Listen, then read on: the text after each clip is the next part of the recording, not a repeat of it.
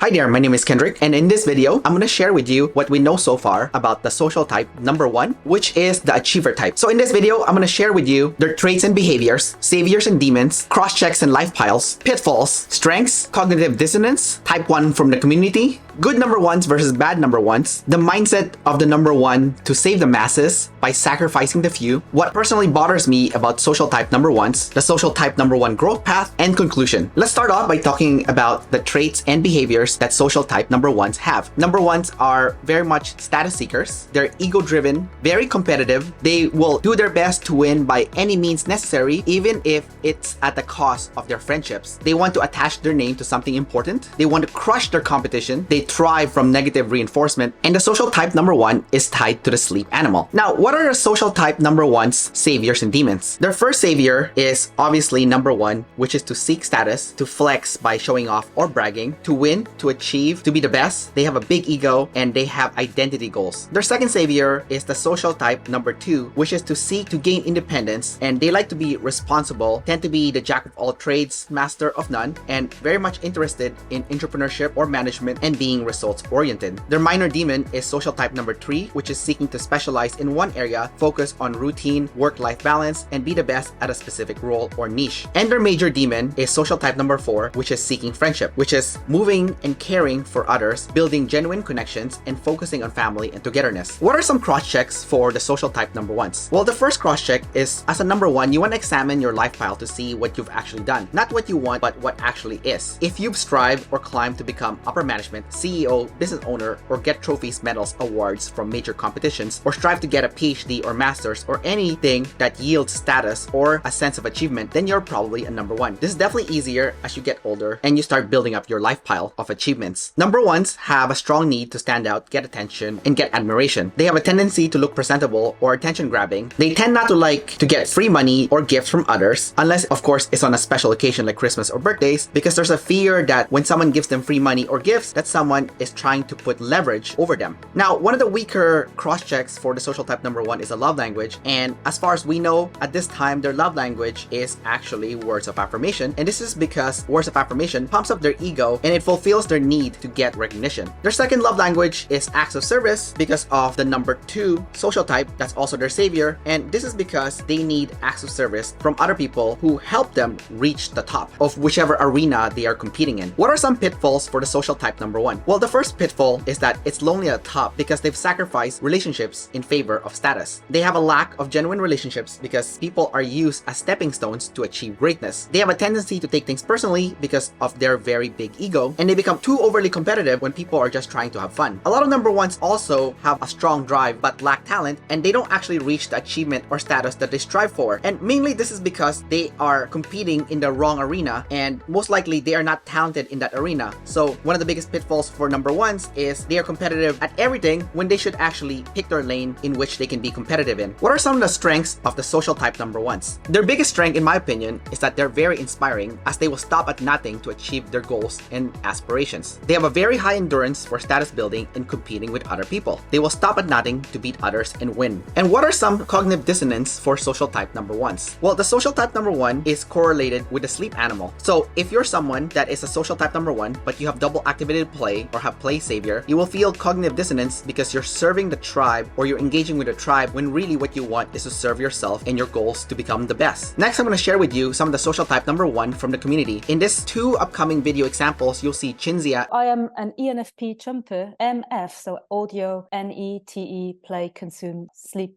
blast. And Wendy. I am an ENFP. I'm a visual, NEFI, consume, play, sleep, blast. Who are both ENFPs. The biggest difference though is Chinzia is tribe above self, while Wendy is self above tribe. So despite the fact that they are very similar personality type, being blast last as well, the way they see themselves and the tribe in terms of competition is very different. Now, before I show you the clip of Chinzia and Wendy sharing their experiences being a social type number 1 as well as their mindset, I'd like to personally thank Chinzia and Wendy for being really candid candid with what you're really thinking as a social type number one. I know some of the stuff that you guys are saying might sound bad, but it's very helpful to the community to really learn what the social type number ones are actually thinking. So much appreciated. First clip is going to be on Chinzia being a tribe above self, social type number one. I have a lot of coins in my OP type that make me friendly. So I'm a double decider, which means I can get along with people just, well, I feel friendly. I have no problems with people. And I'm a DE, which makes me a people pleaser. But at the same time, I feel that inner conflict where I realize that while I do want to be a people pleaser, I want to help people, I can only help someone if they have a goal that's not the same goal as mine. So if they're playing a different sport, for example, or if they have the same goal, but they are so much lower on the hierarchy than I am that they're not a threat to me. So say if you came to me and you said, I want to be the best YouTuber on the internet, I would be so happy to help you because that's not my goal. I don't want to be a YouTuber, but I can do everything I can to help you become one. But if someone came to me and said, well, look, I want to be a powerlifter. Can you help me become a good powerlifter? I think I would only be able to genuinely help them if they were in a different category or if their numbers were so much lower than mine that I wouldn't think that they would be a threat to me. But I would never say that out in the open. I have a friend, I think he's an ESFJ. I think he's blast, play, sleep, consume, MF. And that behavior that you described is him. Because like, if you're doing good, he looks unhappy. He looks very unhappy.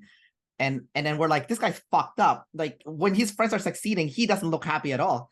And then he'll only help you if you're absolutely like so below him that like you're not even close to catching up. Like so he'll be more than happy to help you because he's also DE, right?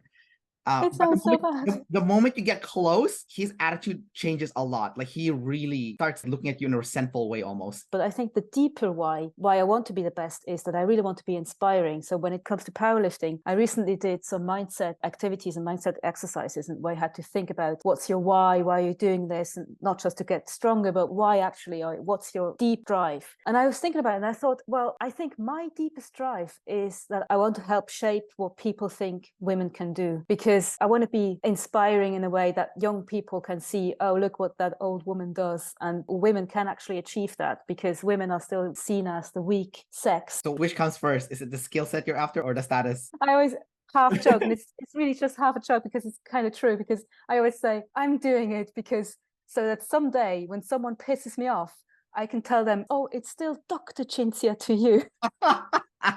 That's the real you. That's you. That will push me through all the shit that I'm going through with this PhD. There's so much, you cannot imagine how much blast and how much SI you have to do in order to do that. But it'll all be worth it if I can tell one person that one day. Dr. Chinzia to you.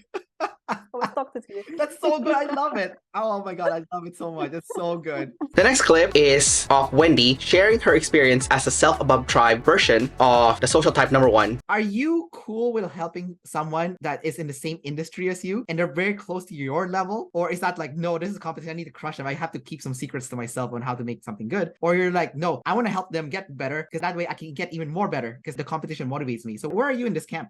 Generally, I'm not a gatekeeper. Generally, I'm like, dude, you want to know how to do this thing? It's so cool. Like, I'm happy to share information. Yeah, I'm thinking about the people around me. Okay, so this is where I think it's a little more of like I probably would never say this out loud with people, but I think it's like I really don't know anyone in real life who I feel is on the same level. That's such a one thing to say. Yeah, but I think that's why I'm like, oh, yeah, I'll show you. Oh my God, I love it. That's so good. So I think it would be different if I felt like someone might be very competitive with someone. Well, I don't know, because I'm thinking now, there's this other photographer, David Lee, so cool. I think I'm either like, dude, you're cool, I want to be so like you, or meh, I'll help you because, you're not on my level. I don't know if I ever perceive anyone to be so close that I have to like compete with this person. I don't want to show them things. You're such a one. I'm such a one. I can't recognize like, no, these guys, their stuff's way better than mine because of one reason or another. I can recognize that for sure. But yes, I'm very much a one. If I think you're beneath me, you're beneath me. So, especially speaking in like one area, of expertise that I feel like I'm good at, not overall. Like photography. Yeah, exactly. Next, I'm going to share with you some of the good number ones and bad number ones. Now, I think the best example of a social type number one that's doing it right is Mr. Beast. And that's because he's giving away most of his money to those that need it. And yes, he is giving away money as a way to also get views in his channel, but it doesn't change the fact that the money that he gave away to many people that participate in his contest, or just when he's giving away money as part of his stunts, or when he's doing philanthropy work, he's really making the world a better place. So it's not fame that motivates you. Yeah. Well, I mean, it's fun, but yeah. It's fun. It doesn't seem like that's like your primary. No, yeah. At all. It's also not money because you reinvest all your money anyway. Yeah. Is it winning? Yeah, you answered it. Yeah, exactly. You think it's winning? Yeah, 100%. I just like winning. Anytime anyone has ever like punched super hard, why do you do what you do? And I really dig deep. It's just, I think I'm just addicted to winning. One of the things that I was really impressed by when I started looking into you after my daughter introduced me is that you invest so much money into all the the show. money I make. Why do I need money? So you don't like go crazy? You don't have a Ferrari or anything nuts? No. I think living your life chasing like a nicer car and a bigger and bigger box to live in is kind of like a dumb way to go about life. So you don't go crazy at all with cash? No. You don't? No. I really try not to. I think that's like just a bad way to go about life. Also, it is a little hypocritical because I run a nonprofit. And have you seen our Beast Philanthropy channel? No. Can you pull that up as well? We do a lot of stuff for helping people. And so also if I lived in a $10 million mansion while I'm feeding people and trying to help people, in my eyes, it's also a little hypocritical as well. So in every area, I feel like it's just better if I just live below my means. You're just very wise for a young man because a lot of 23-year-olds would be balling out of their fucking mind right now. Your philanthropy channel, like how did that get started and what are you trying to do with that? So basically, I don't know. I enjoy helping people. It's fun for me. It's kind of like, I don't know how to put it into words, but I enjoy doing good. And so you're a good person. Everything you're doing, you just keep expanding and scaling up. Exactly. Because I'm not trying to make money, so it's easy. That's so unusual. Well, also that's a charity. So all the money goes back into it. Yeah, exactly. But it's so unusual that someone is so selfless and then that you have the vision to just, I'm not trying to make money. I'm just trying to grow the company. Yeah. Now, sadly, there's also a lot of bad social type number ones. And I want to provide some of the well-known bad ones out there, starting with Donald Trump. And as you know, Donald Trump is the type of social type number one that is just craving power and attention. And anything that he's doing in his life is just to get both of those. He doesn't actually do anything to serve the tribe. I guess you could argue he's providing entertainment, but at the end of the day, he is well known to be a bad social type number one. You've called women you don't like fat pigs, dogs, slobs, and disgusting animals. Your Twitter account Only Rosie O'Donnell. No, it wasn't. Another bad social type number one is Andrew Tate. Although he has been cleaning up his image as of late, especially after getting out of the Romanian jail. However, in his past life, he did say a lot of misogynistic things about women. And just like Donald Trump, his sole goal is to make lots of money, gain power, and get lots of attention. I'm not a misogynist. I don't give a fuck. I don't care if they ban me. I don't care if they cancel me. I don't give a fuck. I say what I think, and I'm a realist. And if some of my views, based very firmly in absolute professionalism, by extension, absolute reality, come across in a misogynistic tone, then that is your problem. Stay in your apartment and leave me the fuck alone. Don't like my videos, don't watch them. Yeah, they're all over the internet because I'm a bad boy. And you need to be more misogynistic. This woman just spilled my coffee. Bitch! Bitch, bring some paper towels. We're doing a fucking podcast.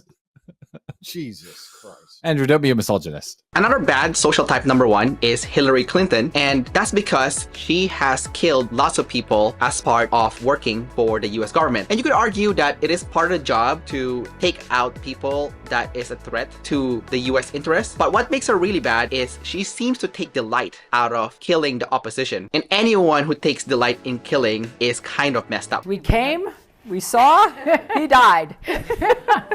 Next, we have Jeff Bezos, who you might argue is not actually a bad number one, but he's actually in the gray area because he is bad for how he treats the Amazon employees working in the fulfillment centers. But he also has grand plans to help humanity, which I'm gonna cover in the next section. Next, I'll talk about the concept of sacrificing the few to save the many, and I'll be using a video example from Jeff Bezos, who was interviewed by Lex Friedman. And this is an interesting interview because Jeff Bezos shares why he decided to build Amazon as opposed to doing something else, because he knew he wasn't going to be the best at that something else. Someone was going to be better than him at that something else. You were at Princeton with aspirations to be a theoretical physicist. Yeah. What attracted you to physics, and why did you change your mind? Why are you not Jeff Bezos, the famous theoretical physicist? So I loved physics, and I studied physics and computer science, and I was proceeding along the physics path. I was planning to major in physics, and I wanted to be a theoretical physicist. And the computer science was sort of something I was doing for fun. I really loved it, and I was very good at the programming and doing those things, and I enjoyed all my computer science classes immensely. But I really was determined to be a theoretical physicist. That's why I went to Princeton in the first place. And then I realized I was going to be a mediocre theoretical physicist. He also talks about his goal to save humanity through Blue Origin, which is his space company. And he talks about space colonization and how planet Earth is a very rare and special planet. And we only have one planet Earth. So eventually what he wants to do is move all the industrialization into space. That way Earth won't get polluted. One of the interesting ideas you had is to move the heavy industry away from Earth. So people sometimes have this idea that somehow space exploration is in conflict with the celebration of the planet Earth, that we should focus on preserving Earth. And basically your idea is that space travel and space exploration is a way to preserve Earth. Exactly. This planet, we've sent robotic probes to all the planets. We know that this is the good one.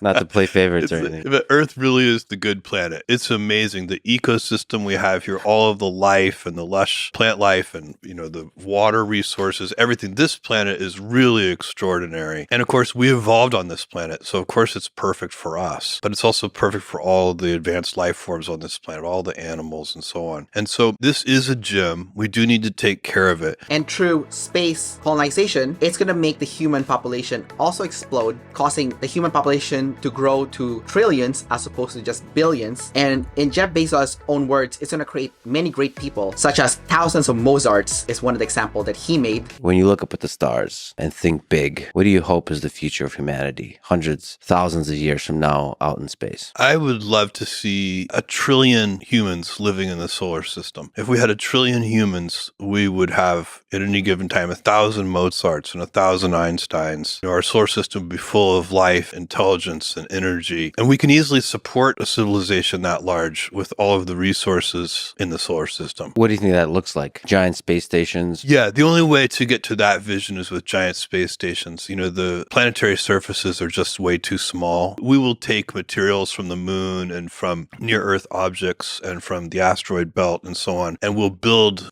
giant O'Neill-style colonies, and people will live in those. And they have a lot of advantages over planetary surfaces. You can spin them to get normal Earth gravity. You can put them where you want them. I think most people are going to want to live near Earth, not necessarily in Earth orbit, but in Earth vicinity orbits. And so they can move relatively quickly back and forth between their station and Earth. I think a lot of people, especially in the early stages, are not going to want to give up Earth altogether. They go to Earth for vacation. Now, I say the word sacrifice the few to save the many because you kind of get the vibe that when you watch him talking during the interviews that he's kind of insinuating by saying that having trillions of humans is going to create a few thousand really high quality humans. And basically those Amazon workers that have poor working conditions are the sacrifices required to build the funding to eventually jumpstart this space program that Jeff Bezos is aspiring to build. He did say that he won't see the fruition of this big picture plan of his in his lifetime, but this is how he wants to move humanity forward, hence sacrificing the few to save the many. Next, I'm going to share with you what personally bothers me about social type number ones. I personally like social type number ones because they're very motivating and their competitiveness is quite funny and entertaining. With that being said, I've had some bad experience with social type number ones, and there's 3 particular scenarios I'd like to share with everyone. The first one is the social type number ones that's very quick to throw away their friendships. I remember I had a friend when I was going to college who is a jumper INTJ, and he was definitely a social type number one because one of the things he told me was that he sees all his friends as pieces of shit that he's gonna crush, and one day when he graduates to become a high paid lawyer, he's gonna buy a luxurious penthouse condo that's overlooking the city, and he wants to bask in his achievement. So I think it's a little bit sad that my friend thinks that way because one day he will get exactly what he wants, which is that luxurious penthouse condo, and then he'll have no one to celebrate his achievement with. The second camp are the social type number ones that are ultra competitive but haven't reached the success that they want, so they're kind of stuck. And the reason why they're stuck is because they're trying to achieve success in the arena that they're not well suited for. So as a result, they become jaded, and when they see their friends succeeding, they're actually unhappy for them, which is absolutely awful. And the third camp that bothers me, that if you want to be friends with them, they give a vibe that there's strings attached. And the strings attached is you need to be winning yourself. You need to be achieving, because to be friends with that person means to be part of a special club of winners. And to be part of the winners club, you need to be winning, you need to be achieving. And if you're not doing any of those, then you cannot be part of the club. So what are the growth paths for social type number ones? Well, the first growth path is social type number ones need to pick an arena that they are actually talented at. It's not good if you are a social type number one to compete at everything, because you can't be the best at everything. There's gonna be areas that you're talented at and areas that you're not talented at. So if you try to compete in areas that you're not talented at and you start losing, you'll just feel horrible about yourself because you're not fulfilling your goal to be a number one. This is where your social type number two comes in, and you want to try a bunch of different stuff first and see which arena you want to compete in before committing. As a social type number one, it's also helpful for you to keep or invest in a few real friendships just because you like that person, not because you want to boost your status or anything. Once you've identified those people that you actually want to build real friendships with, you want to spend time with those friends a minimum of once per year just to maintain those friendships. So when you finally reach the success that you desire, you have someone that will be genuinely happy for you and want to celebrate with you. It doesn't have to be lonely at the top. As a number one, you can also learn from the number fours who can find joy and happiness in the smallest things in life. You don't need to achieve amazing things to allow yourself to be happy. Living your life just for the big moments is kind of pathetic, especially because you only have one life to live. So it's important to train yourself to be happy at doing just the smallest things. And if you sprinkle it in your goal to be the best, I think you're gonna have a more rich and fulfilling life. So in conclusion, the number ones are really important to the world because they show us how far human potential can be. And by knowing the human potential, you can actually achieve more in your life, even if you are not a number one. So essentially, the number ones are needed to pave the way to how far humans can go. At the same time, the best and the worst humans in the world are usually number ones. So you want to look at the good number ones and follow in their footsteps and how they reach success, but you don't want to fall into the trap that you become the jaded or evil number ones because your ego just got way too big. And finally, as a number one, it's important to build those genuine friendships early on, even if it's just a few people, because ultimately, as a number one, you still want to be seen for you. And the people that know you best are the ones that you've built those long-lasting friendships and relationships with and have seen you in your ups and downs, and they still love you just for you, not because you needed to achieve something great. And that's it for what we know so far about the social type number ones. Don't forget to subscribe, and I'll see you next time.